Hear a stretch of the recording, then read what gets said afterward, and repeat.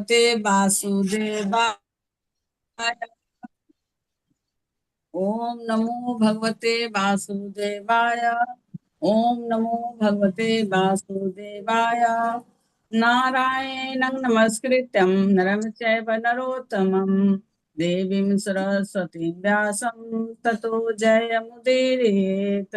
नष्टप्रायेषु भद्रेषु नित्यं भागवत सेव्या भगवती उत्तम श्लोके भक्तिर्भवति नैष्टिकी। कृष्णाय वासुदेवाय देवकी नंदनाय च नंदगोपकुमाराय गोविंदाय नमो नमः। मूकं करोति वाचालं पंगुं लंघयते गिरिं यत्कृपातमहं वन्दे परमानन्दमाधवम्। मंगलाचरण। ओम अज्ञानतिमिरान्धस्य ज्ञानानाञ्जनशलाकया चक्षुरुन्मीलितं येन तस्मै श्रीगुरवे नमः। श्रीचैतन्यमनोभीष्टं अथापितं येन भूतले स्वं रूपं कदा मह्यं ददाति स्वप्नदानीतकं वन्देऽहं श्रीगुरो श्रीयुक्तपदकमलं श्रीगुरून् वैष्णवश्च श्रीरूपं साग्रजातं सगरघुनाथ बिंतं तं सजीवं साधवैतं सावधूतं परिजन सहित कृष्ण चैतन्य देवं श्री राधा कृष्ण पादां सकल ललिता श्री विशाखा विस्तां च। हे कृष्ण करुणा सिंधु दीन बंधु जगतपते गोपेश गोपिका कांत राधा कांत नमोस्तुते। तप्त कांचन गौरांगी राधे वृंदावनेश्वरी विष्णुसुते देवी प्रणमामि हरिप्रिये। वाञ्छाकल्पतरुभ्यश्च कृपा सिन्धुभ्येव च पतितानां पावनेभ्यो वैष्णवेभ्यो नमो नमः। जय श्री कृष्ण चैतन्य प्रभु नित्यानंद श्री अद्वैत गदाधर श्रीवासादि गौर भक्त वृंद। हरे कृष्ण कृष्ण कृष्ण हरे हरे हरे राम राम राम हरे हरे। नमो विष्णुपादाय कृष्ण पृष्ठाय भूतले श्रीमते भक्ति वेदांत स्वामिनीति नामिने।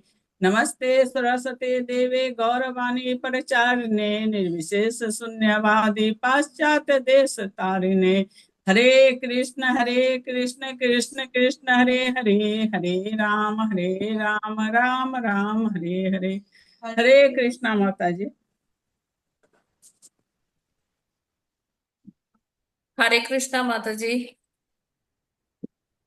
हरे हरे कृष्ण। हरे कृष्णा कृष्ण माता माता जी। जी, दंडवत प्रणाम। Thank you so much Gayatri माता जी, बहुत बहुत धन्यवाद। आपने जब किया, नेटवर्क का प्रॉब्लम होते हुए भी आपने जब जारी रखा, बहुत बहुत धन्यवाद। और मंजू माता जी हरे आपका कृष्ण बहुत माता बहुत जी, दंडवत प्रणाम। मंजू माता जी आपका बहुत बहुत धन्यवाद प्रार्थना करने के लिए। और सभी डिवोटीज का हार्दिक अभिनंदन है आज के इस्कॉन अयोध्या के प्रातःकालीन जप सत्र में। सभी को हरे कृष्णा। हरे कृष्णा माता जी। हरे हरे कृष्णा। कृष्णा माता हरे जी। कृष्णा हरे माता की माता जी जय। सभी कृष्ण माता जी को दंड प्रणाम। हरे हरे कृष्ण कृष्ण माता जी, दंडवत प्रणाम। हरे कृष्णा।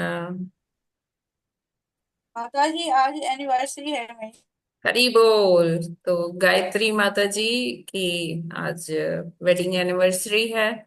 और गायत्री माता जी भी कर रही हैं, जब भी करती हैं। और मंजू माता जी के गाइडेंस में वो कर रही हैं। तो थैंक यू माता जी, आप इतना अच्छे से आपने भक्ति स्टार्ट किया है। और गायत्री माता जी और उनके प्रभु जी के लिए हम लोग भगवान से प्रार्थना करते हैं, उनकी आध्यात्मिक और भौतिक उन्नति के लिए, और कि वो इसी तरह से आगे भक्ति में आगे बढ़ते रहे। हरे कृष्ण कृष्ण कृष्ण कृष्ण हरे कृष्ण हरे, हरे हरे हरे हरे राम हरे राम राम राम हरे हरे। हरे हरे। बहुत बहुत बधाई हो माता जी। माता जी बहुत बहुत मुबारक हो प्रणाम। आपको, बहुत बहुत शुभकामनाएं एनिवर्सरी की। बहुत बहुत बधाई। गायत्री माता, बहुत बहुत बधाइयाँ हरे एनिवर्सरी की। कृष्णा माता जी। Happy Krishna conscious marriage anniversary. Thank you माता जी। हरे कृष्णा माता जी, हार्दिक कृष्ण भावनामृत बधाई। हरे विवाह कृष्ण माता जी, वर्षगांठ। बहुत बहुत शुभकामनाएं। हरि बोल। ये सतीश प्रभु जी, आप कुछ कहना चाहते हैं? सतीश पांडे प्रभु जी, हरे कृष्णा माता जी, दंडवत प्रणाम। आपने हैंड दंडवत रेज प्रति किया है। दंडवत प्रणाम। हरे कृष्णा।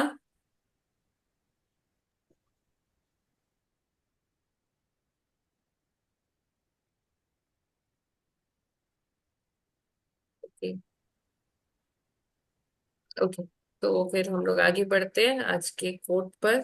प्रभुपाद जी का कोट आज है 23 मई, और जी। प्रभुपाद जी क्या कहते हैं, लेट्स सी। प्रभुपाद जी कहते हैं, आप कुत्ते और बिल्लियों के बीच की लड़ाई को रोक नहीं सकते। वे क्यों लड़ते हैं? क्योंकि कुत्ता सोचता है मैं कुत्ता हूँ, बिल्ली सोचती है मैं बिल्ली हूँ।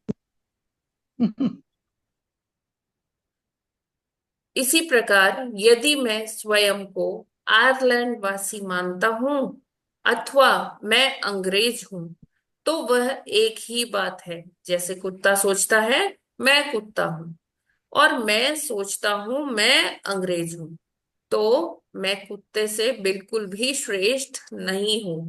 जैसे हम कुत्तों के बीच लड़ाई नहीं रोक सकते, उसी प्रकार जब तक लोग शारीरिक चेतना में रहेंगे हम उनके बीच लड़ाई नहीं रोक पाएंगे। रोम 23 मई 1974। तो रोम में प्रभुपाद जी का उद्धरण चल रहा था। तो वो जो समय था ना, अ, उस समय बहुत सारे वॉर्स चल रहे थे। तो 71 में जैसे आपको पता है कि भारत और पाकिस्तान का युद्ध चल रहा था। उसके बाद और भी आर्मेनिया का युद्ध था शायद उस टाइम पर, वियतनाम वाला था। तो ये सारे युद्ध उस टाइम पे चल रहे थे। तो प्रभुपाद जी कहते हैं कि ये युद्ध कभी पानी के लिए, कभी जमीन के लिए, कभी किसी चीज के लिए ये युद्ध होते रहेंगे। क्यों? क्योंकि हम लोग अपने आप को इस भौतिक पहचान से समझते हैं, है ना। कोई सोचता है कि मैं भारतवासी हूँ, कोई कहेगा मैं पाकिस्तानी हूँ, कोई कहेगा मैं रशिया मूल का हूँ, कोई जापानी है, कोई अमेरिकी है। इस तरह से सब अपनी अपनी भौतिक पहचानों में पड़े हुए। जबकि ये पूरी पृथ्वी, ये पूरा धराधाम, ये पूरा 14 भुवन, या कह लीजिए पूरे ब्रह्मांड, या अनंत कोटि ब्रह्मांड, या पूरा भौतिक जगत और उसकी पाद विभूति और त्रिपाद विभूति, ये सब किसके है? सब के अधिष्ठाता, सबके मालिक कौन है? स्वामी कौन है? भगवान है। तो हम भगवान की दी गई जो चीजें हैं, जल वायु पृथ्वी, ये सारी चीजों का हम यूज कर रहे हैं, दोहन कर रहे हैं, है ना। और हम अपने आप को किन्हीं भौतिक पहचानों से ही अपने आप को जान रहे हैं। तो ये वैसा ही है कि जैसे निम्न चेतना में जो पशु पक्षी हैं अपने आप को वही समझते हैं कि वो पशु है। कुत्ता समझता है मैं कुत्ता हूँ, बिल्ली समझती है मैं बिल्ली हूँ, सूकर समझता है मैं सूकर हूँ, और वो अपने उसी आनंद में, जो जिस चेतना में है उतने आनंद में वो आनंदित हैं। तो हमारा भी वैसे ही है। जब तक हम अपनी इस भौतिक पहचान से ही अपने आप को पहचानते रहेंगे, आधार कार्ड में जो हमारा नाम है, पता है, हम उसी के हिसाब से अपने आप को जानते रहेंगे कि मैं ये हूं, मैं ऐसा हूं, मैं वैसी हूं, तो तब तक हम एक दूसरे से भौतिक चीजों के लिए लड़ते रहेंगे, और इस लड़ाई को कोई भी रोक नहीं सकता है ना। जब तक हम अपनी वास्तविकता को नहीं पहचानते, अपनी वास्तविक पहचान को नहीं जान लेते, तब तक हम ऐसे ही अ, विचलित रहेंगे। अपने हमें भ्रम रहेगा, अपनी आइडेंटिटी क्राइसिस रहेगा।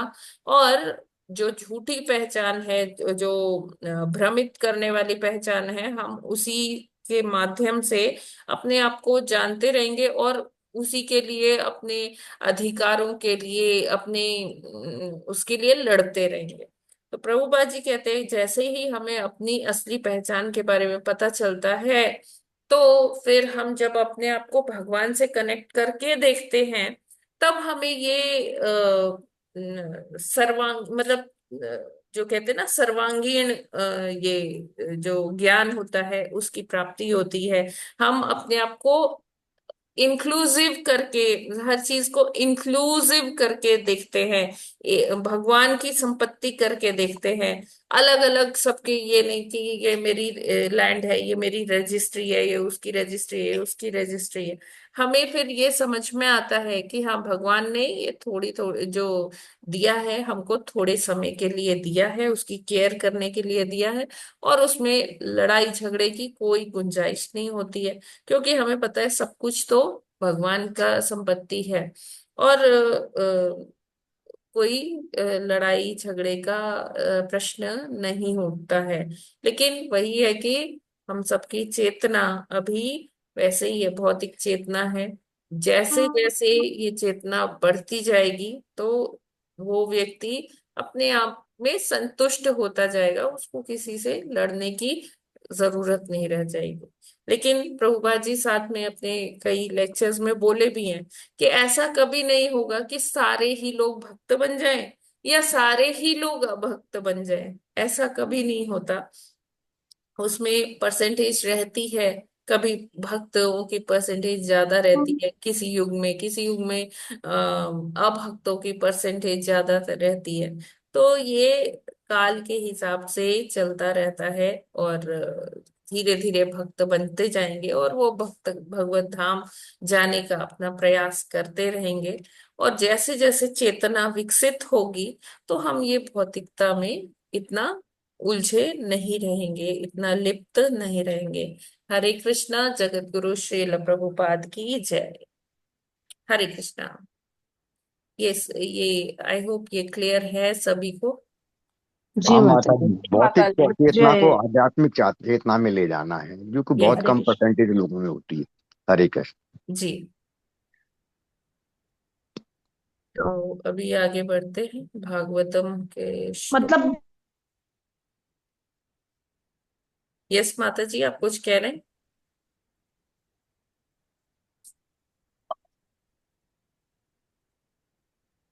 हरे कृष्णा।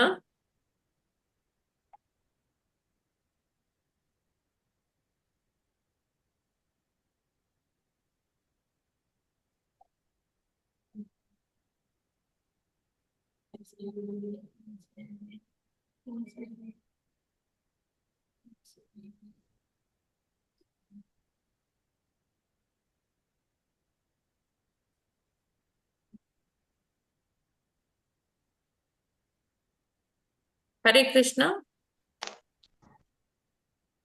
हरे कृष्णा माता जी।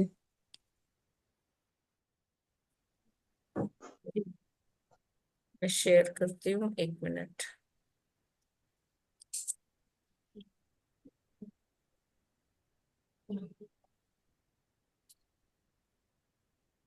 स्क्रीन विजिबल है?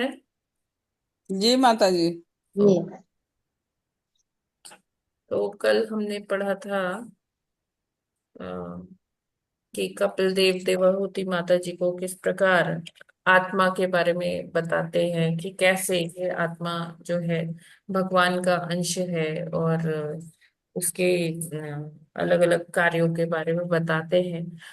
और अभी आज देवाहुति माता जी और आगे विस्तृत रूप से पूछती हैं सांख्य दर्शन का, और जैसे जो कपिल देव बताएंगे आज, और इसके आगे भी। तो हम पढ़ते हैं कि देवहूति माता जी क्या प्रश्न कर रही है भगवान से। नवः श्लोक। देवहूतिर्वाच प्रकृतेः पुरुषस्यापि लक्षणं पुरुषोत्तम ब्रूहि कारणयोरस्य सत्सच्च यदात्मकम्। हरे कृष्णा। हरे कृष्ण। हरे कृष्णा। देवहूतिरुवाच प्रकृतेः पुरुषस्यापि लक्षणं पुरुषोत्तमं ब्रूहि कारणयोरस्य सद सदसच्च यदात्मकम्। हरे कृष्णा। हरे हरे कृष्णा। कृष्ण। देवहूतिरुवाच प्रकृतेः पुरुषस्यामि लक्षणं पुरुषोत्तम ब्रूहि कारणयोरस्य सदच्च यदात्मकम्। हरे कृष्ण। हरे कृष्णा। देवहूतिरुवाच प्रकृते पुरुषस्यापि लक्षणं पुरुषोत्तमं ब्रूहि कारणयोरस्य सदच्च यदात्मकम्। हरे कृष्णा। हरे कृष्णा। देहुतिरुवाच प्रकृतिपुरुषस्यापि लक्षणं पुरुषोत्तमं ब्रूहि कारणयो रस्य सदश्च यदात्मकम्। हरे कृष्णा। हरे कृष्णा। देवहूतिरुवाच प्रकृतेः पुरुषस्यापि लक्षणं पुरुषोत्तमं ब्रूहि कार्यस्य सदसच्चिदात्मकम्। हरे कृष्णा। हरे कृष्णा। देवहूतिरुवाच प्रकृते पुरुषस्यापि लक्षणं पुरुषोत्तमं ब्रूहि कारणयोरस्य सदसच्च यदात्मकम्। हरे कृष्णा। सभी भक्तों को दंडवत प्रणाम। माता जी दंडवत प्रणाम। हरे हरे कृष्ण। कृष्णा। देवहूतिरुवाच देवहूतिरुवाच प्रकृते पुरुषापि लक्षणं पुरुषोत्तम भूरि कारणयोगस्य सदा यदात्मकम्। हरे कृष्ण। हरे कृष्णा। सभी को दंडवत प्रणाम। देवहूति उवाच प्रकृते पुरुषस्यापि लक्षणं पुरुषोत्तमं योरस्य सदसच यदात्मकम्। हरे कृष्णा। सभी को दंडवत। हरे कृष्णा। देहूति उवाच प्रकृते पुरस्यापि लक्षणं पुरुषोत्तम ब्रूहि कारणयोरस्य सदसच्चेदात्मकम्। हरे कृष्णा। सभी को दंडवत प्रणाम। हरे कृष्ण। देवहूतिरुवाच प्रकृते पुरुषस्यापि लक्षणं पुरुषोत्तम भूरि कारणयोरस्य सदसच्चेदात्मकम्। हरे कृष्ण। माता जी प्रभु जी सभी को नमः। हरे कृष्ण। सभी को दंडवत प्रणाम। प्रकृते पुरुषस्यापि लक्षणं पुरुषोत्तम ब्रूहि कारणयोरस्य सदसच्चिदात्मकम्। हरे कृष्ण। सभी को दंडवत हरे प्रणाम। कृष्णा।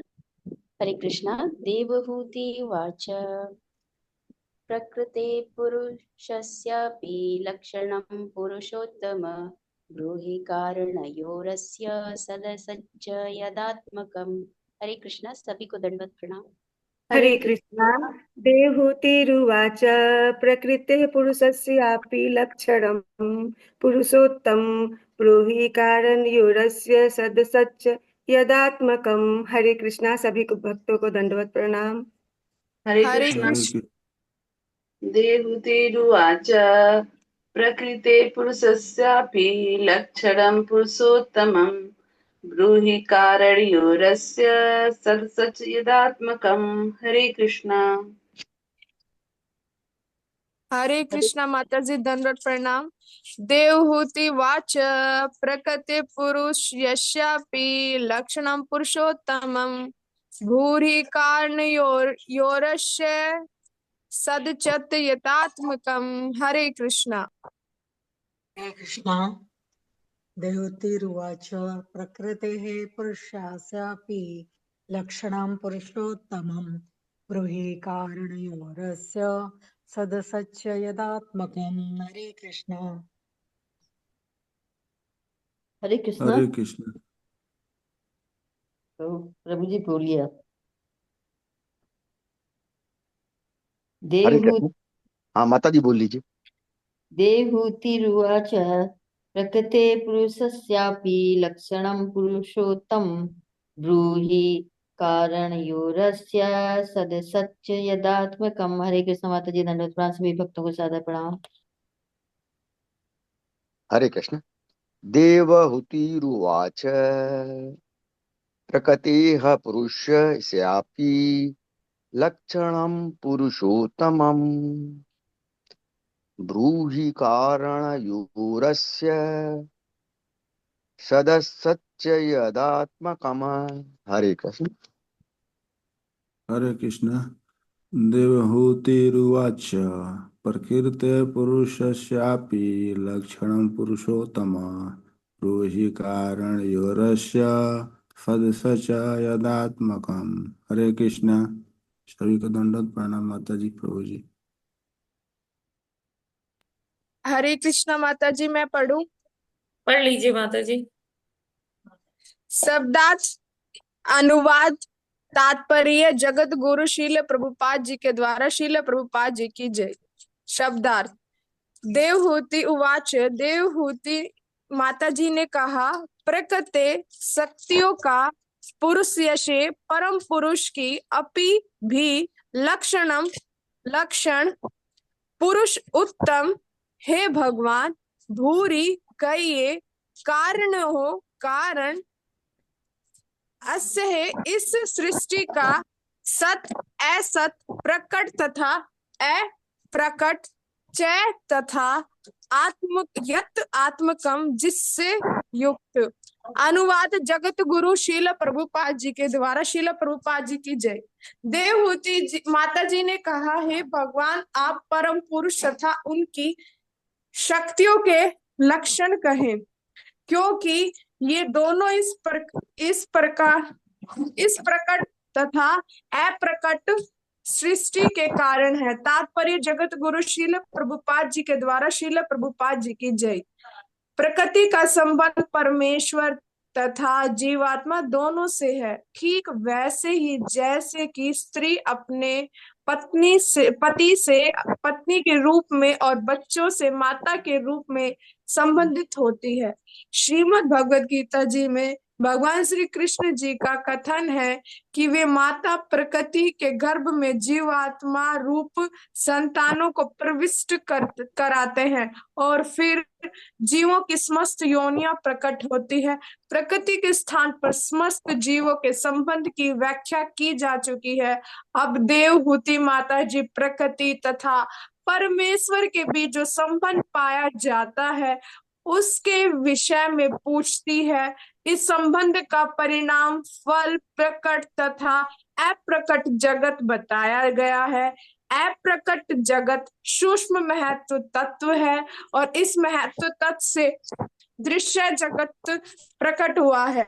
वैदिक साहित्य में बतलाया गया है कि परमेश्वर के दृष्टि डालने ही सारी भौतिक शक्ति प्रविष्ट हो जाती है और अब प्रकृति से प्रत्येक वस्तु उत्पन्न होती है। श्रीमद् भगवद गीता जी के 9वें अध्याय में भी पुष्टि की गई है कि उन्हीं की दृष्टि के अंतरंग दक्षिण अर्थात उनके निर्देशन तथा उन्हीं की इच्छा से प्रकृति कार्य करती है।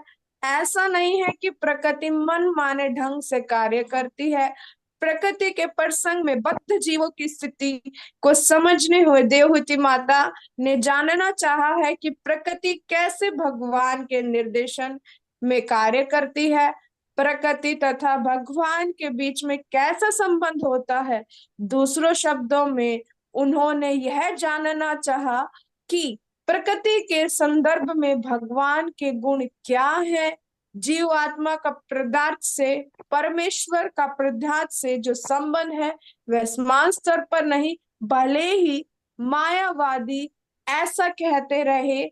जब यह कहा जाता है कि जीवात्मा मोहग्रस्त होती है तो मायावादी इस मोह को परमेश्वर पर आरोपित करते हैं, किंतु ऐसा होता नहीं है। ईश्वर कभी मोहग्रस्त होते ही नहीं। सगुणवादियों तथा निर्गुणवादियों का यही अंतर है। देवहूति माता अज्ञानी नहीं है। वे इतना तो समझती ही थी कि जीवात्मा परमेश्वर के समान स्तर पर नहीं है। अत्यंत लघु होने के कारण जीवात्मा प्रकृति द्वारा मोहग्रस्त या बद्ध होती रहती है, किंतु इसका अर्थ यह तो नहीं है कि परमेश्वर भी बद्ध या मोहग्रस्त होता है। बद्ध जीव तथा भगवान के बीच का अंतर यही है कि भगवान प्रकृति के स्वामी है, अतः वे प्रकृति के वश में नहीं होते, वे न तो आध्यात्मिक प्रकृति के वशीभूत हैं, न ही प्रकृति भौतिक प्रकृति के। वे स्वयं परम नियंता हैं। उनकी तुलना सामान्य जीव से नहीं की जा सकती, जो प्रकृति के नियम द्वारा नियंत्रित होते हैं। इस श्लोक में सत्य तथा असत्य इन दोनों शब्दों का प्रयोग हुआ है। दृश्य जगत में असत्य है, यह विद्यमान नहीं है, किंतु भगवान की भौतिक शक्ति सत्य अर्थात चिर विद्यमान है। प्रकृति सूक्ष्म रूप में भगवान की शक्ति के रूप में विद्यमान रहती है, किंतु कभी कभी यह क्षणिक होती है। यहाँ पर माता तथा पिता का दृष्टांत दिया जा सकता है। माता तथा पिता दोनों का अस्तित्व यह है, किंतु माता बच्चे उत्पन्न करती है। उसी प्रकार यह दृश्य जगत जो परमेश्वर की अदृश्य प्रकृति से उत्पन्न है, कभी प्रकट होता है और कभी अदृश्य हो जाता है, किंतु प्रकृति सदैव रही आती है। और भगवान इस जगत में सूक्ष्म तथा स्थूल दोनों ही स्वरूपों में के परम कारण। हरे कृष्णा माता जी, दंडवत। हरे कृष्णा जी। थैंक यू कोमल माता जी।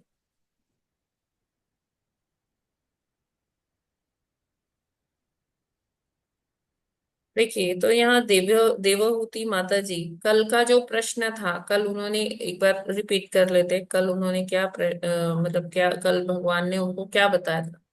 ये जो बद्धजीव है, उनके शरीर, इंद्रियों तथा इंद्रियों के अधिष्ठाता देवों का कारण भौतिक प्रकृति है। इसे विद्वान मनुष्य जानते हैं। स्वभाव से दिव्य ऐसे आत्मा के सुख तथा दुख जैसे अनुभव स्वयं आत्मा द्वारा उत्पन्न होते हैं। तो जो भी अनुभव होते हैं हमें, सुख दुख, तो ये आत्मा के द्वारा उत्पन्न होते हैं। कल हमने देखा था कैसे भगवान ने ये देवाहुति माता जी को स्पष्ट किया। फिर प्रभुपाद जी ने अपने तात्पर्य से हमें ये चीजें स्पष्ट की। तो आज उसी संदर्भ में आगे जब देखा कि मतलब जब पता चला कि प्रकृति के जो तीन गुण हैं उसी से सब मोहित रहते हैं, है ना, उसी के कारण सब होता है। तो आगे अब देवहूति माता जी क्या कहती है। देवहूति माता जी अपना अगला प्रश्न करती हैं कि हे भगवान, आप परम पुरुष तथा उनकी शक्तियों के लक्षण कहें। यानी कि जैसे भगवान है, भगवान की अनेकों शक्तियां हैं। जैसे हम कहते हैं पराशक्ति, अपराशक्ति, या हम कह सकते हैं अंतरंगा शक्ति, बहिरंगा शक्ति, और एक होती है तटस्था शक्ति। कल हमने देखा कि कैसे भगवान की जो तटस्था शक्ति है, हम जो कहते हैं हम भगवान के अंश हैं, तो हम कैसे अंश हैं भगवान के? भगवान की तटस्था शक्ति के अंश हैं हम लोग, ठीक है ना। तो हम भगवान जैसे होकर भी भगवान जैसे नहीं है, जो हम अचिंत भेदा भेद में पढ़ते हैं। यहाँ देवाहुति माता जी अब प्रकृति के संदर्भ में कह रही है कि प्रकृति का रिलेशनशिप, प्रकृति का जो संबंध है वो भगवान से किस प्रकार का है, और प्रकृति का संबंध जीवात्माओं से किस प्रकार का है।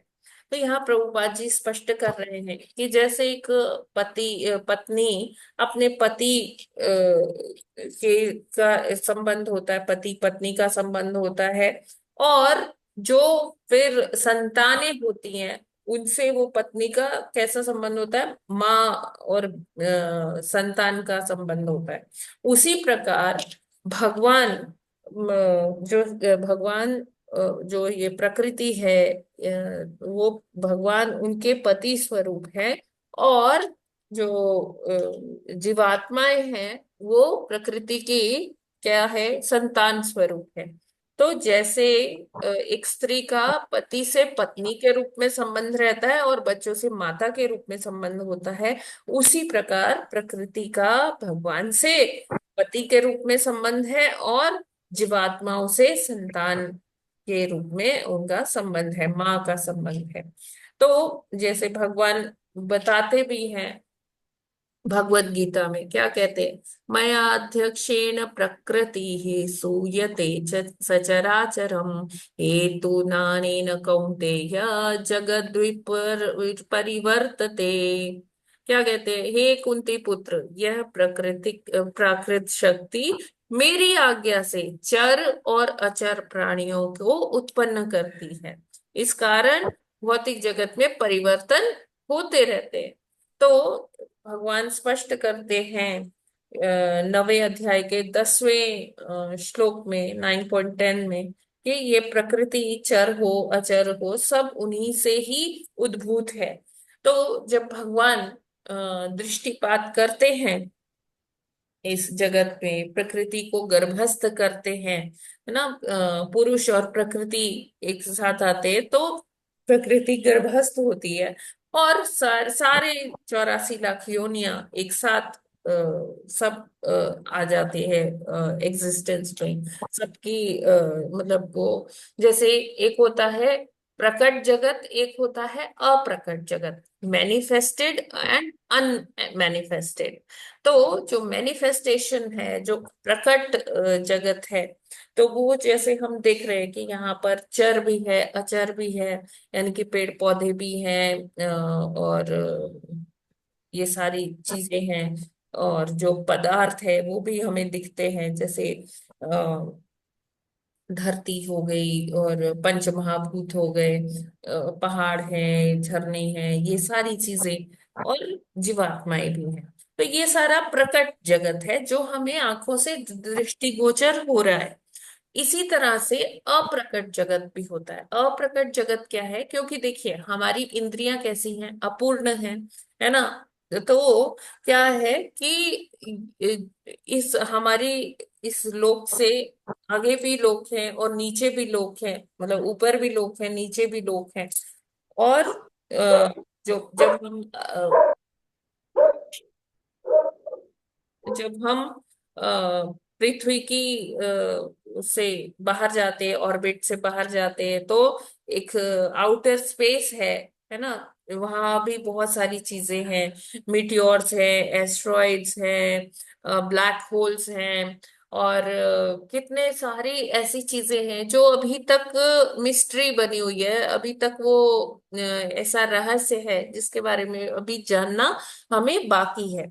तो ये जो सारी चीजें हैं ये क्या है? अप्रकट जगत है, मैनिफेस्टेड एंड अनमैनिफेस्टेड। तो जो प्रकट और अप्रकट जगत सब कुछ भगवान जो है अपने एक दृष्टिपात से जब प्रकृति पर दृष्टिपात करते हैं तो ये सारा प्रकट जगत और अप्रकट जगत अपने आप से आ जाता है, उभर जाता है, उसका उद्गम हो जाता है। तो देवाहुति माता जी अब जो है भगवान से उनका संबंध जानना चाहती है कि प्रकृति से उनका संबंध क्या है और इस संबंध का प्रतिफल क्या है, इस संबंध से क्या क्या उत्पन्न होता है ना।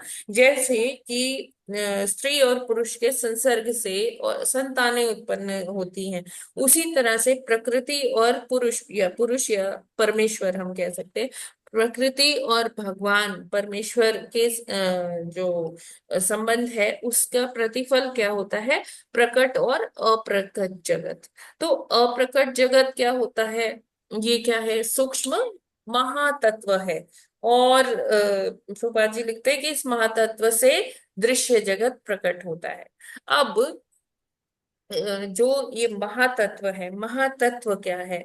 हम इसको इसके माध्यम से समझते हैं, एक डायग्राम के माध्यम से।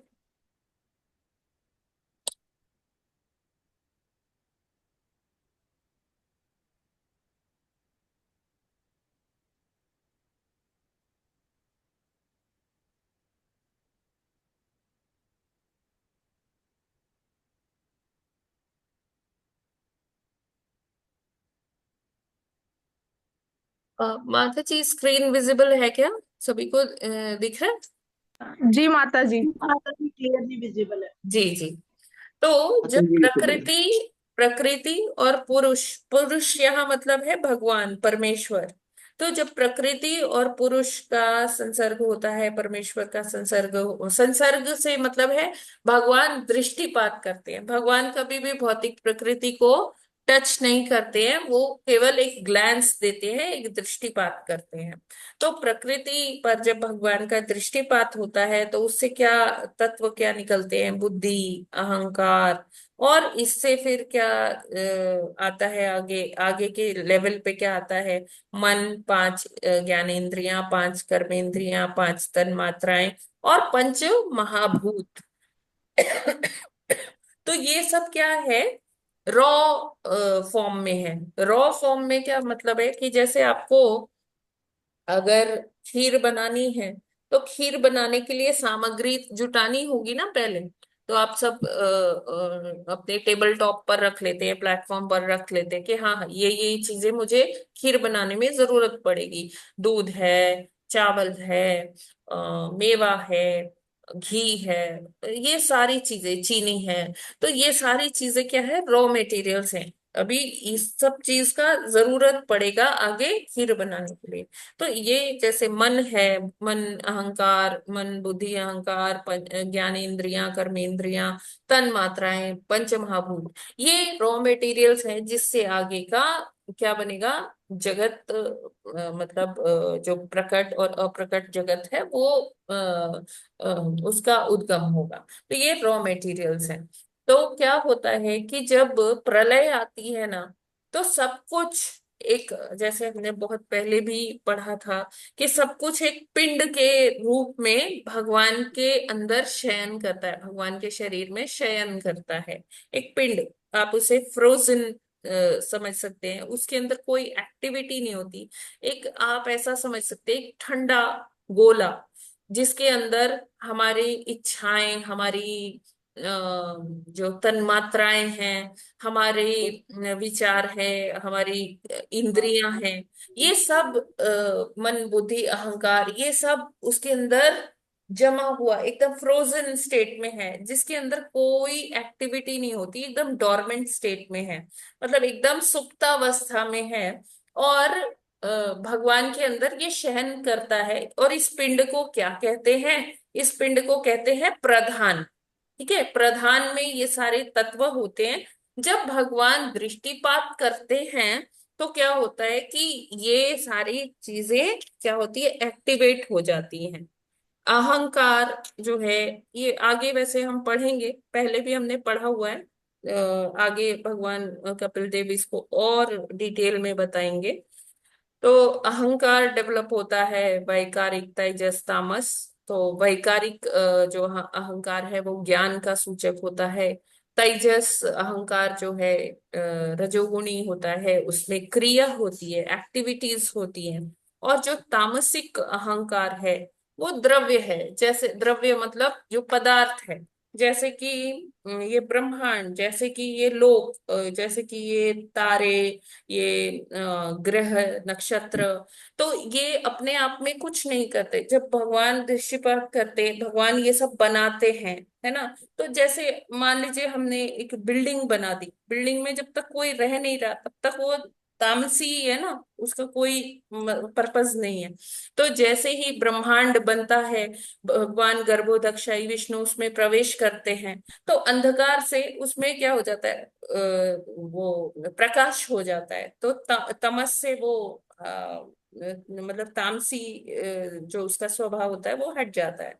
तो द्रव्य पदार्थ जो है वो अपने आप में तामसी होता है। अब यहाँ आ जाते हैं कि यहाँ ये जो अभी श्लोका है उसमें इसकी बात हो रही है, ये वाले जो स्लाइड है। तो यहाँ पर जो प्रधान है, जो भगवान के शरीर में शयन करता है, तो जब भगवान का दृष्टिपात होता है, देख रहे हैं आप भगवान की आंखें यहाँ साइड में प्रधान के, तो भगवान दृष्टिपात करते हैं प्रधान पर और उसमें काल तत्व को मिलाते हैं। काल तत्व से मतलब उसको एक्टिवेट करते हैं। तो ये प्रधान क्या बन जाता है? काल शुद्ध प्रधान। काल शुद्ध प्रधान का क्या मतलब है? कि जो प्रधान पहले सुप्तावस्था में था, भगवान का दृष्टिपात पाते ही और काल तत्व, देखिए काल, काल का मतलब क्या है, हम कहते हैं ना काल चक्र, तो यानी कि ये चलता है, इसका स्वभाव क्या है, चलायमान है ना। भगवान कहते हैं कि मैं खुद काल हूं, है ना। तो कालो अस्मि, तो भगवान जहां पर है वहां पर गति है, सॉरी, वहां पर गति है। तो जब प्रधान जो सुप्तावस्था में है, जब भगवान उस पर अपना दृष्टिपात करते हैं और काल तत्व को मिला देते हैं, उसमें ऐड करते हैं, तो ये प्रधान जो है इसमें थोड़ी क्या होने लगती है, एक्टिविटी होने लगती है, इसमें थोड़ी क्रिया होने लगती है। फिर ये क्या बन जाता है, काल शुक्त प्रधान, इसमें भगवान स्वभाव डालते हैं, स्वभाव जो प्रधान में ही स्टोर्ड थे हमारे, सबके मन बुद्धि अहंकार में संस्कार होते हैं, स्वभाव होते हैं, वो डालते हैं भगवान। तो उससे ये काल परिवर्तित प्रधान होता है, आता है। फिर उसमें जो सबके, जो हमने अपने अपने कर्म किए हैं सारे लोगों ने, तो वो कर्म का जब फैक्टर ऐड होता है, कर्म ऐड होता है, तो ये प्रधान क्या बन जाता है, महातत्व। और ये जो महातत्व है, ये कैसा होता है, सतो और रजो गुण से मिश्रित होता है।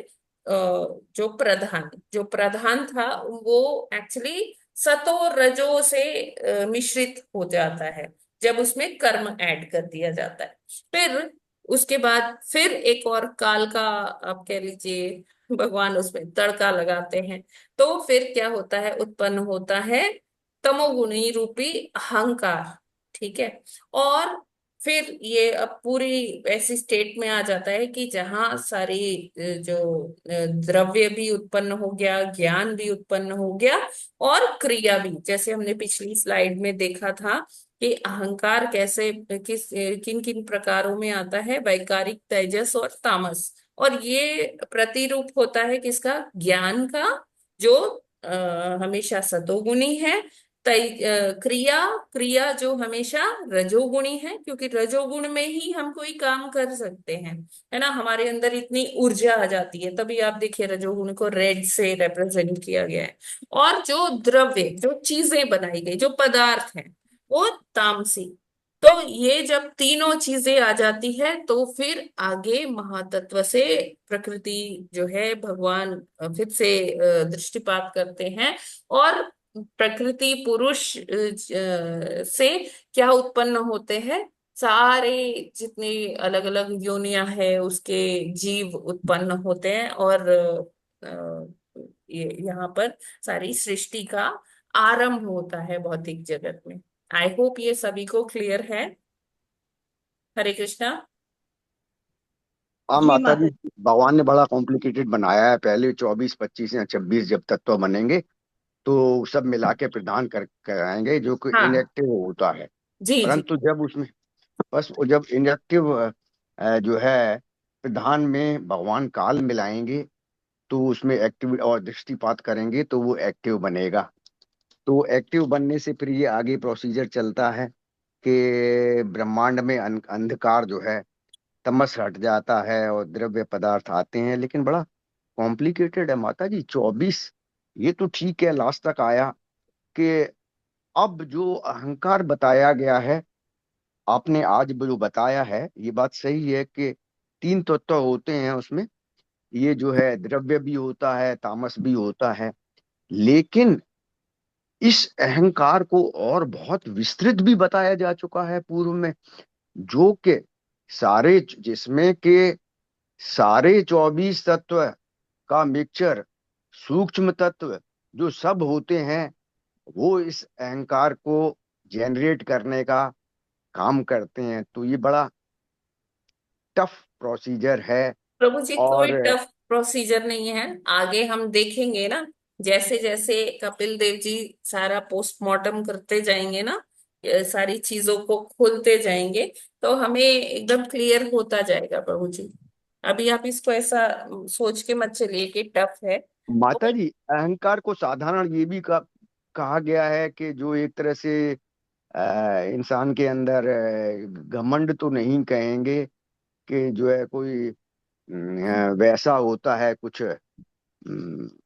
थोड़ा सा इससे डिफरेंट भी कहा है कि जो घमंड टाइप का होता है उसको भी अहंकार कहा गया है। हाँ बिल्कुल। तो ये सिंप्लीफाइड फॉर्म में हो गया, वो थोड़ा कॉम्प्लिकेटेड हो गया समझने में। हरे नहीं, कृष्ण। कोई कॉम्प्लिकेटेड नहीं है प्रभु जी, जैसे जैसे हम आगे बढ़ेंगे क्लियर होता जाएगा, कोई कॉम्प्लिकेटेड नहीं है। ठीक है ना। देखिए हरे सांख्य कृष्ण। इसीलिए है कि हम परतों को खोल पाए, है ना। और जैसे जैसे हम इन परतों को खोलेंगे तो वो इजी हो जाएगा।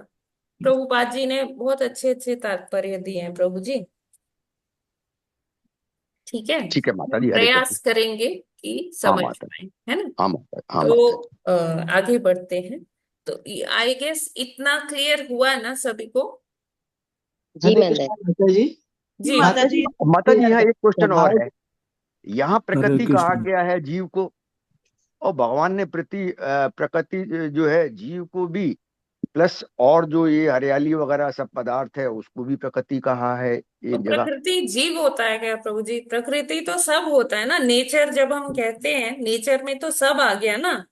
हाँ हम्म। ठीक है माता, हाँ जी। माता जी, नेचर में सब आ गया, प्रकृति में हाँ, जीव भी आ गए। तो ये एक और अन्य जो, अम्ब्रेला टर्म है प्रकृति, हाँ उसके अंदर सब कुछ आ जाता है। हाँ, अचर भी आ गई प्रकृति, और हाँ, शायद अचर पदार्थ भी आ अचर गए सब इसके अंदर। कुछ, हम्म, प्रकट अप्रकट सब कुछ। ठीक है ना। परा हाँ। अपरा। जी। यस, मंजुला पंत माता जी, आप कुछ कहना चाहती थी? जी माता जी, हरे कृष्णा माता जी। जी माता माता जी। जी वो डोरमेंट स्टेज में वो अपने अंदर ले लेते हैं सब, फिर हाँ जब वो एक्टिव करके बाहर लेते हैं तो स्वभाव मिलाते हैं, तो स्वभाव तो सबका अलग अलग होता है। हाँ, तो जिसका जैसा है उसमें भगवान की जो वो कार्य प्रणाली है माता जी, हम उसकी कल्पना भी नहीं कर सकते, जी जी जी है माता ना। जी, क्योंकि तो हाँ। जिसका जो है वो उसमें संस्कार फिट हो जाता है, स्वभाव फिट हो जाता है, फिर इंद्रियों के माध्यम से उनको फिर आगे प्रकृति शरीर देती है। ठीक है जी ना। जी जैसे माता जी। माँ अपने बच्चे को गर्भ में वो प्रदान करती है पोषण, उसी तरह से प्रकृति भी सभी जीवों को पोषण देती है, जी माता जी, सभी योनियों को। हरे कृष्णा। जी माता जी, हरे कृष्णा। हरे कृष्ण माता जी। जी प्रभु जी, हरे कृष्णा। माता जी, प्रकट अप्रकट से क्या तात्पर्य है? देखिए, मैंने अभी बताया कि जैसे प्रकट हमें दिख रहा है कि ये यहाँ पर जलाशय है, ये यहाँ पर माउंटेन्स है, पहाड़ हैं, और आकाश है, पृथ्वी है ना। ये सब चीज हमें दृष्टिगोचर हो रहा है, दिख रहा है। कुछ ऐसी भी चीजें हैं आउटर स्पेस में जो हमें नजर भी नहीं आती लेकिन हैं, जैसे ब्लैक होल। हाँ, इसकी पुष्टि है कि ब्लैक होल होता है, या आउटर स्पेस में और छोटे बड़े ग्रह हैं, नक्षत्र हैं। वो है तो, लेकिन हमारे लिए क्या है, अभी हमें दिखते नहीं है, हमारी इंद्रियां अपूर्ण हैं। तो लेकिन वो अप्रकट है हमारे हमारे लिए। तो वो ऐसे अप्रकट चीजें हैं। ठीक है। हरे कृष्ण माता जी, भगवान ने तो ये भी कहा है एक इसके मिनट प्रभु अतिरिक्त जी, एक एक अन्य। मिनट रुकिए रुकिए। आर के सिंह प्रभु जी, आपको क्लियर है? जी माता जी, इसमें अहंकार भी आएगा माता जी?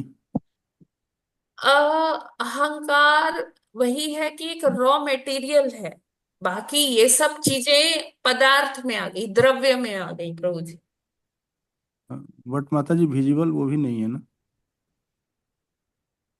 हाँ, देख नहीं लेकिन उसकी सकते। क्लास अलग है ना प्रभु जी, कि वो रॉ मटेरियल है। ठीक है। और ये जो हम जो बात कर रहे हैं प्रकृति की, ये या तो प्रकट है या अप्रकट है। ये मतलब उन अहंकार से निर्मित है। जी माता जी। ठीक है जी प्रभु माता जी क्लियर। जी। जी माता जी क्लियर। जी जी जी। यस, डॉक्टर जगत्यानी प्रभु जी। हाँ माता जी, ये जो अप्रकट में शब्द यूज हुआ कि ग्रह नक्षत्र, ये तो टेलीस्कोप वगैरह से विजिबल हैं ये आजकल में। देखे जा सकते तो हैं, ये यस। भगवान ने तो एक्चुअली अप्रकट प्रकृति से कहा, उसको कहा है कि इसके अतिरिक्त एक अविनाशी अप्रकट प्रकृति है देखिए जो कि प्रभु जी, शाश्वत है, प्रभु जी, जो कभी मैंने समाप्त ना नहीं होती। एग्जाम्पल देने के लिए बोला, है ना। इसमें हाँ क्या है कि आप टेलीस्कोप से कितना देख पाएंगे? 14 लोग तो नहीं देख पाएंगे, आप हाँ टेलीस्कोप माता जी। से और ब्रह्मांड जो अनंत कोटि ब्रह्मांड हैं वो तो नहीं देख पाएंगे। जैसे हमारी इंद्रियां अपूर्ण है वैसे ही टेलीस्कोप भी अपूर्ण है। हम ही ने बनाया हाँ माता जी, तो ये एक तरह है से ना। सारी भौतिक तो वो जगत की बात है इस अप्रकट वजह से। हुआ कि नहीं हुआ हमारे लिए। हाँ माता जी, सिर्फ भौतिक जगत की बात किया जाए तो अप्रकट यही हुआ। जी जी जी। तो जब हम अपनी इंद्रियों के टर्म्स में कह रहे हैं तो उसमें टेलीस्कोप नहीं आता ना। ठीक है प्रभु हरे जी। कृष्ण माता जी, क्लियर है। हाँ। जी जी जी।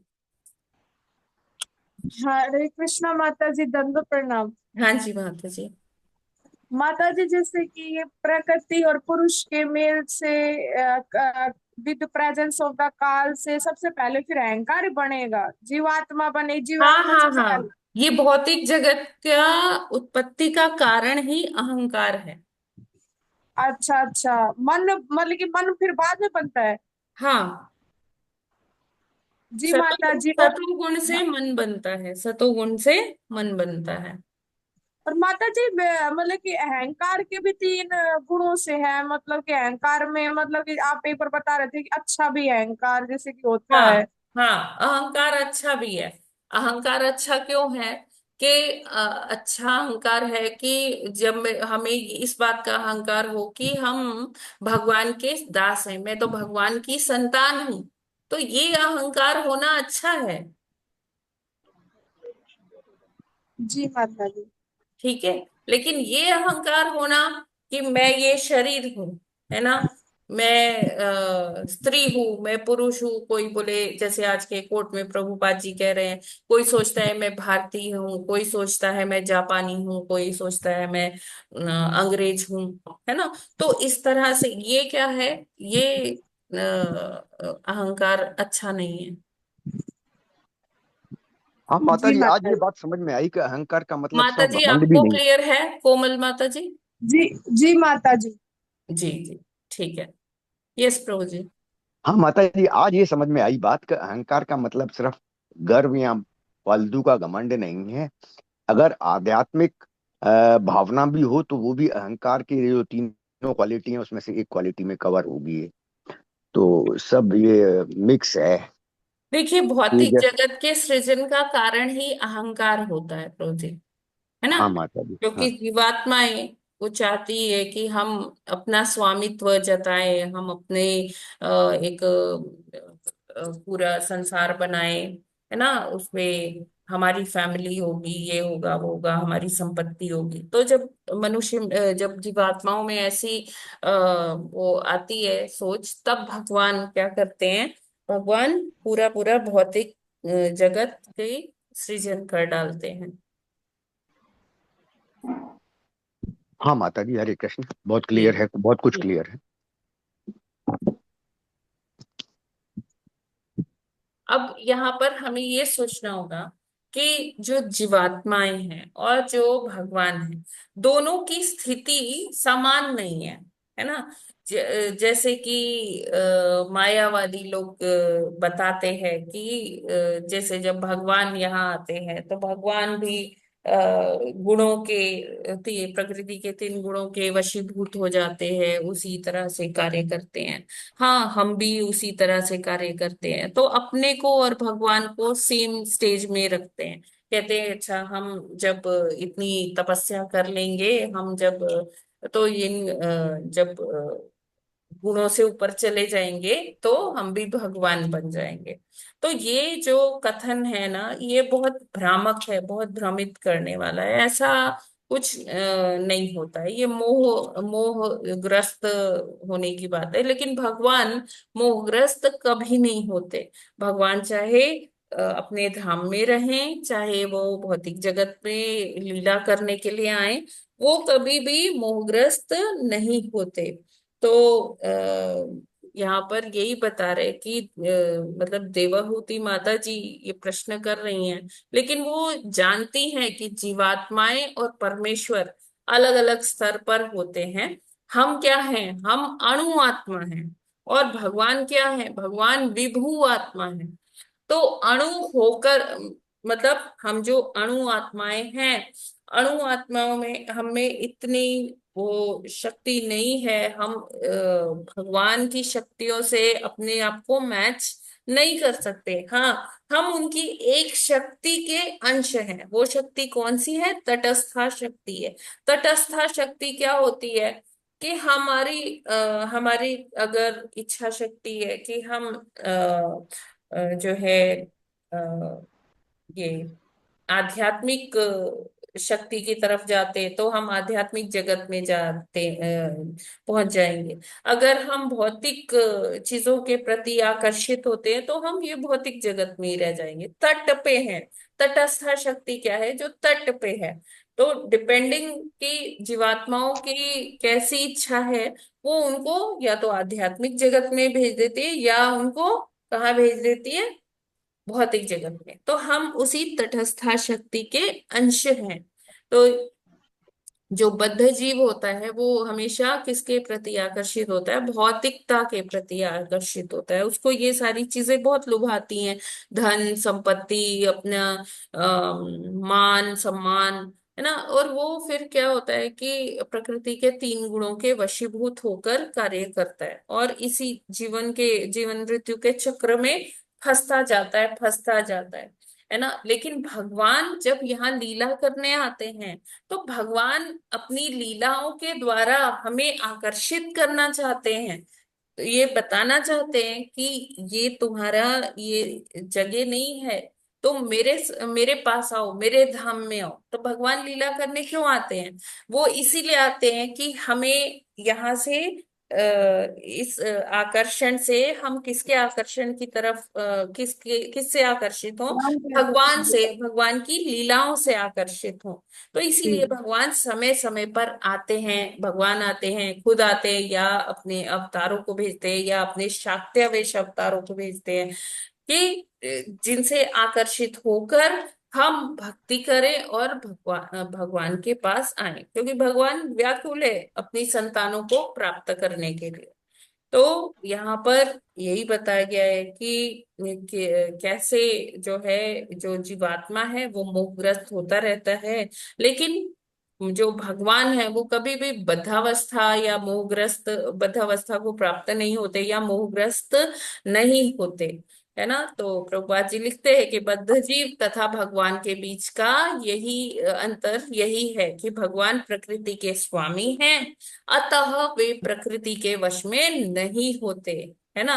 तो भगवान कहते हैं ना कि मम माया दुरत्या, यानी कि हाँ, ये मेरी ही माया है, मेरे द्वारा रचित माया है और इसको लांघना बहुत मुश्किल है। लेकिन जो मेरी भक्ति करेगा वो इससे पार हो जाएगा, है ना।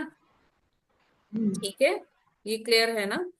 फिर आगे भगवान कहते हैं कि यहाँ सत और असत दो शब्द का प्रयोग हुआ है। यहाँ प्रभुपाद जी लिखते हैं, है ना। तो सत क्या है? जो परमानेंट है।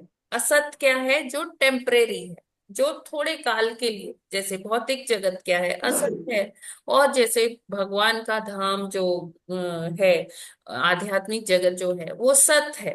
ठीक है। तो ये सारी चीजें ये यहाँ पर प्रभुपाद जी मेंशन करते हैं कि दृश्य जगत असत है, यह विद्यमान नहीं है, किंतु भगवान की भौतिक शक्ति सत अर्थात चिर विद्यमान है। तो ये भौतिक जगत तो टेम्परेरी है, लेकिन भौतिक शक्ति जो भगवान की है वो हमेशा रहती है, वो परमानेंट है। ठीक है। प्रकृति सूक्ष्म रूप में भगवान की शक्ति के रूप में विद्यमान रहती है, किंतु कभी कभी यह क्षणिक होती है। अब क्या है कि प्रकृति तो है, रहती है ना। लेकिन वो जब जैसे प्रलय की बात होती है तो प्रकृति क्या है, फिर वो अपने आप को कॉन्ट्रैक्ट कर लेती है। वो एकदम जैसे सुप्तावस्था में चली जाती है। फिर जब भगवान दृष्टिपात करते हैं तो फिर से वो अपने को एक्सपैंड कर लेती है। तो प्रकृति क्या है? प्रकृति सूक्ष्म रूप में भगवान की शक्ति है ना, हमेशा ही विद्यमान रहती है। लेकिन कभी कभी क्षणिक हो जाती है। क्षणिक मतलब टेम्परेरी इसको क्यों कह रहे हैं? क्योंकि प्रलय आ जाती है ना। तो जब प्रलय आ जाती है तो ये जो प्रकृति है ये आप कह लीजिए अपने आप को संकुचित कर लेती है। ठीक है। ऐसे ही यहाँ प्रभुपाद जी बताते हैं कि माता तथा पिता का दृष्टांत दिया जा सकता है। माता तथा पिता दोनों का अस्तित्व है, किंतु माता बच्चे को उत्पन्न करती है। इसी प्रकार दृश्य जगत जो परमेश्वर की अदृश्य प्रकृति से उत्पन्न है, कभी प्रकट होता है और कभी अदृश्य हो जाता है, किंतु प्रकृति सदैव रही है और भगवान इस जगत के सूक्ष्म तथा स्थूल दोनों ही स्वरूपों में परम कारण है। तो कॉज ऑफ ऑल कॉजेस, सर्व कारण कारणम कौन है? भगवान ही है। चाहे वो दृश्य जगत हो या वो अप्रकट हो, सत हो असत हो, सब भगवान के माध्यम से ही उद्भूत है। हाँ, प्रकृति का रोल क्या है कि जैसे माँ अपने बच्चों को जन्म देती है, उनको मतलब उनको पोषण करती है, उसी तरह से प्रकृति सारे जीवात्माओं का पोषण करती है। ठीक है, इसमें कोई डाउट्स है क्या? हरे नहीं माता जी, एकदम हरे क्लियर है। कृष्णा माता जी, दंडवत प्रणाम। हाँ जी माता जी एक शब्द आया, प्रकृति सदैव रहती है, ये नहीं समझ में आया। वही मैंने बोला ना प्रभु जी, जैसे मान लीजिए प्रलय आ गई, तो ऐसा नहीं है कि प्रकृति कहीं चली गई, प्रकृति वही संकुचित हो जाती है, ठीक है अपने माता जी। आप को संकुचित कर लेती है, हाँ हरे कोलैप्स कृष्ण कर माता। लेती है। हाँ माता ठीक जी। है, जब भगवान का दृष्टिपात होता है फिर से वो एक्सपेंशन हो जाती है। और माता जी सूक्ष्म भी शब्द यूज किया गया है, हाँ, यह सूक्ष्म रूप में भगवान की कोलैप्स, शक्ति है। Collapse state, collapse state. अच्छा माता जी, ठीक है, तब वो सूक्ष्म है। हाँ, यस नारायणी माता जी। हरे कृष्णा माता जी, दंडवत प्रणाम। दंडवत प्रणाम माता जी। माता जी मतलब तटस्थ शक्ति का मतलब है कि भाई अगर हम किनारे जैसा तट में किनारा होता है तो किनारे के पास बैठे हैं, तो अगर हमें हमारी इच्छा होती है कि भाई हम किनारे को उस पार जाएं या इस पार जाएं, अगर हम हाँ किनारे को पार करते हैं तो वो अंतरंगा शक्ति हो जाती है, जी जी यानी जी, हम आध्यात्मिक बिल्कुल शक्ति। बिल्कुल और बिल्कुल। अगर किनारा पार नहीं करते हैं तो फिर हम अगर आकर्षित हमारा किनारे के इधर आने की है तो फिर हम भौतिक संसार हाँ में जी, ही आ जाते हैं, एकदम है ठीक। ना बताइए। हाँ हाँ जी। तो अच्छा, मैं पहले ये सोचती थी मैंने कि तटस्था शक्ति भी है हम, और फिर पराशक्ति, वो अंतरंगा शक्ति में भी आ जाते हैं और कभी उसमें भी आ जाते हैं। तो ये हाँ, क्यों होता है? तो आज अच्छा इसलिए आज पता चला मुझे कि भाई हरि बोल। अगर हम उसे कर देते हैं, पार कर देते हैं, भक्ति की जी तरफ आकर्षित होते हैं तो हम यस मैम। आध्यात्मिक जी शक्ति जी में चले जाते हैं। और अगर हम मोह माया में फंस जाते हैं तो हम मतलब भौतिक शक्ति में आ यस जाते माता जी। हैं, है ना? जी धन्यवाद। हाँ जी, हरे कृष्ण कोमल माता माता जी। जी।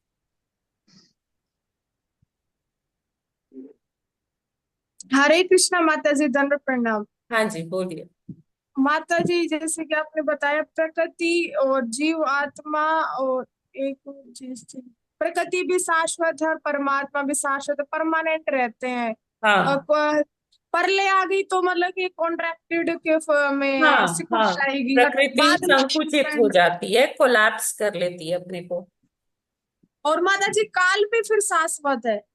काल भी शाश्वत है, भगवान ही काल के रूप में है। और माता जी जो नारायणी माता जी ने जो बताया वो मेरे को समझ में नहीं आया, एक बार वो फिर से आप बता दीजिए जो वो बता रही थी अभी तटस्थ शक्ति। हाँ जी तटस्थ शक्ति। देखो माता जी, अभी ये सारी चीजें आने वाली है आगे के श्लोकों में, लेकिन हाँ फिर भी थोड़ा सा आपको एक आइडिया दे देती हूँ। ये तटस्थ शक्ति क्या है? तट, तट समझते हैं ना, नदी का तट। तो तट से नदी के अंदर भी जा सकते हैं, तट से हम जमीन पर भी आ सकते हैं। ठीक है, ये क्लियर है?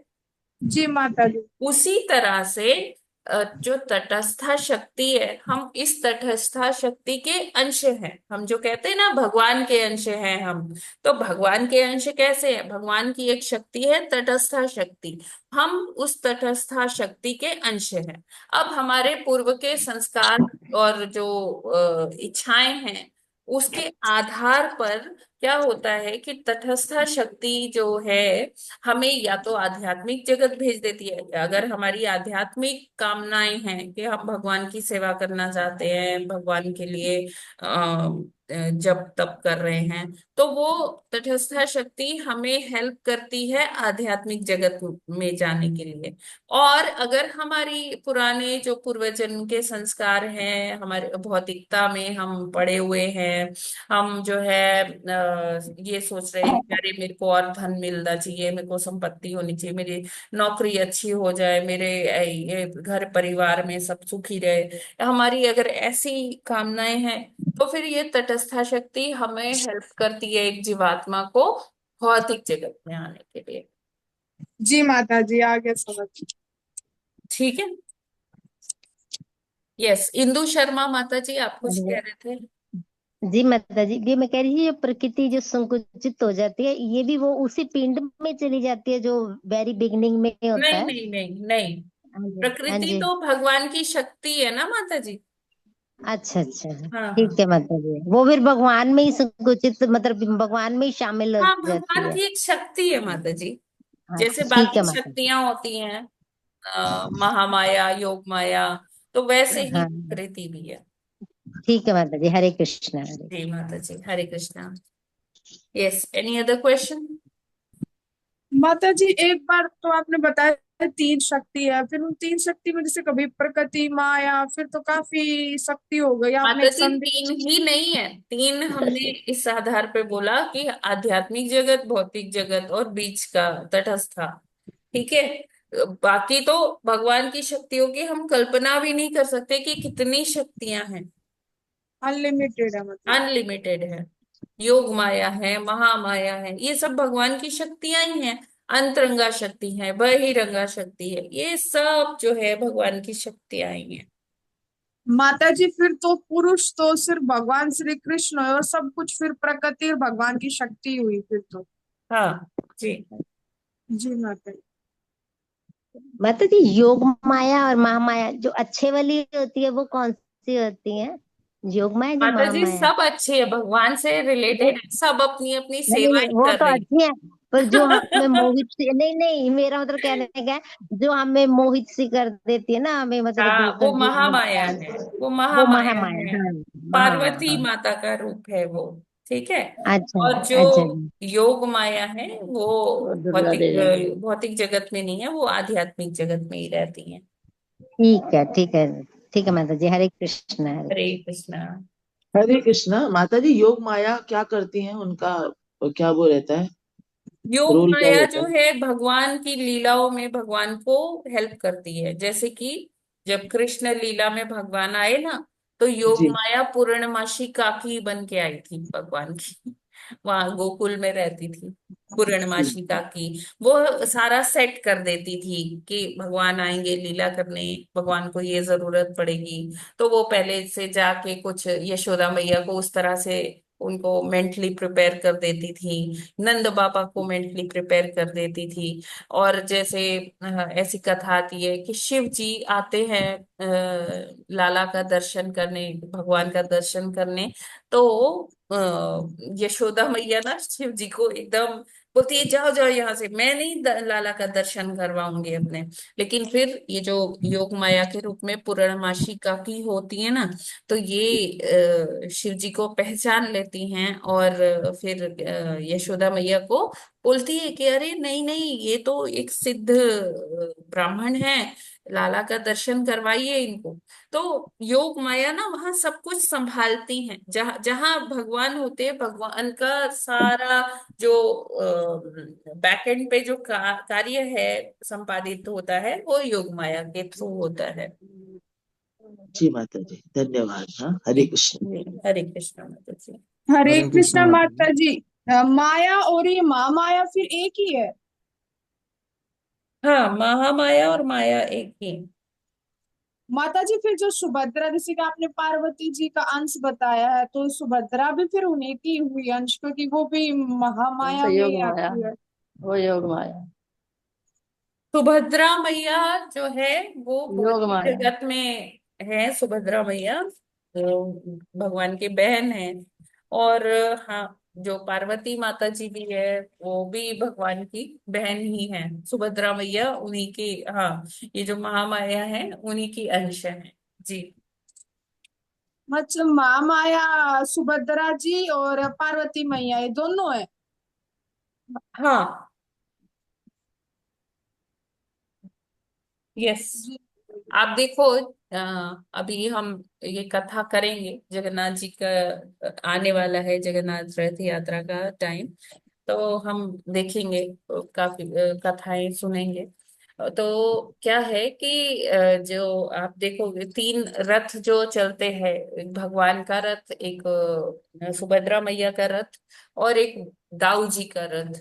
तो अगर आप सुभद्रा मैया के रथ का कलर देखोगे ना, तो वो ब्लैक होता है। ब्लैक रिप्रेजेंट्स कि माया का जाल, जो लोगों को भ्रमित करता रहता है, लोगों को विचलित करता है, अपने पाश में ले लेता है। ठीक है। जी माता जी। माता जी जैसे कि ये दोनों चीजें साथ नहीं रह सकती। यदि माया है तो श्री कृष्ण नहीं है, कृष्ण है हम्म। तो माया नहीं है। हम्म। कृष्ण सूर्य सम, माया अंधकार। जहाँ कृष्ण वहां माया का कोई अधिकार नहीं। वैसे महाभारत में इनमें तो जो सुभद्रा जी को जो दिखाया जाता है उन्हें उसे तो अच्छा दिखाया जाता है। अरे अच्छी तो वो है ही सुभद्रा मैया, बिल्कुल अच्छी है वो। उसको आप वैम्प मत समझिए, वो कोई नेगेटिव नहीं है। वो भगवान की सेवा ही कर रही हैं। जी माता जी, मतलब उनको सेवा ये कार्य दिया वो गया है। जी उनकी माता सेवा जी। पता है क्या है?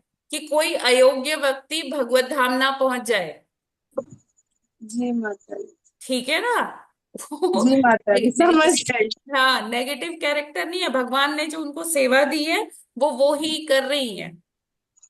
जी माता जी। ठीक है, उनका यही सेवा है कि उनको स्क्रीनिंग करनी। जैसे आप जॉब के लिए जाते हो, स्क्रीनिंग होती है ना, इतने सारे लोग आते हैं, उसमें से कोई जी माता किन्हीं जी। लोगों को चुना जाता है। वैसे ही यहाँ पर जो माया देवी है वो स्क्रीनिंग करती है। ठीक है, कि अभी इसको और शुद्धिकरण की जरूरत है, अभी इसको और थपेड़े मारूंगी मैं, है ना? और जो शुद्ध हो गया है उसको स्क्रीन करके वो आगे आध्यात्मिक जगत में भेज देती है भगवान के पास, कि हाँ अब ये जाने लायक हो गया है। जी माता जी। ठीक है। हमें शुद्ध करने में मदद करती है वो। जब तक हम शुद्ध हाँ, नहीं, जब तक ये हमें एंट्री पास भगवान ने नहीं उनको मिलेगा। ये सेवा दी हुई है। माया, भगवान क्या कहते हैं? मम माया दुरत्या। मम मतलब मेरी है ये। जी माता जी, और भगवान से जो भी चीज होगी, जैसे आपने बताया है, भगवान की तो हर एक वस्तु अच्छी है। हाँ, जी माता जी। ठीक है। जी माता जी। ओके, तो फिर आज जो है अपरा एकादशी है, तो सभी, मेरे ख्याल से सभी का आज व्रत होगा।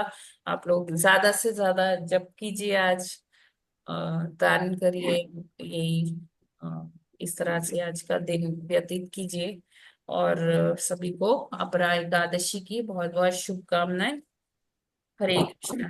माता जी आपको भी, सभी आपको भी बहुत बहुत आपको भी बहुत बहुत शुभकामनाएं। शुभकामनाएं माता जी। हरे कृष्णा माता हरे जी। ग्रंथराज श्रीमद् भागवतम की भागवतम जय। की जय। जगद्गुरु श्रील प्रभुपाद की जय। जय। रामाचार्य हरिदास ठाकुर की जय। जय। अपरा एकादशी महा महोत्सव की माता जय। की जय। जय। अनंत कोटि वैष्णव भक्त वृंद की जय। की जय। वाञ्छा कल्पतरुभ्यश्च कृपा वैष्णव कृपा सिन्धुभ्य एव च पतितानां पावनेभ्यो पतितानेभ्यो वैष्णवेभ्यो नमो वैष्णवेभ्यो नमो नमः। नमः। हरे हरे कृष्ण। कृष्णा। हरे कृष्णा माता हरे जी, कृष्ण। दंडवत प्रणाम। हरे कृष्णा माता जी, दंडवत प्रणाम। सभी थैंक माता यू जी सो और मच सभी प्रभु माता जी जी, को दंडवत हरे वंडरफुल। प्रणाम। कृष्णा। हरे कृष्णा माता जी, दंडवत प्रणाम। जी। माता जी और आज जो तो भी, बहुत कुछ नया माता को सीखने को दंडवत मिला प्रणाम। है सच में। हाँ, और जो भी नई नई मुझसे बातें। बोलने में जो भी त्रुटि हो गई हो, तो उसके लिए मैं क्षमा प्रार्थी हूँ। हरे कृष्णा। जितनी अल्प बुद्धि से मेरे को जो बोल पाई, वो ही है। बाकी ये ज्ञान अथाह है। अ, हाँ, जितना हमें समझ में आ रहा है उतना हम प्रयास करेंगे कि इसे आगे और सीखते जाएं। हरे कृष्णा। हरे कृष्ण हरे माता जी, कृष्ण बहुत बहुत माता जी। धन्यवाद।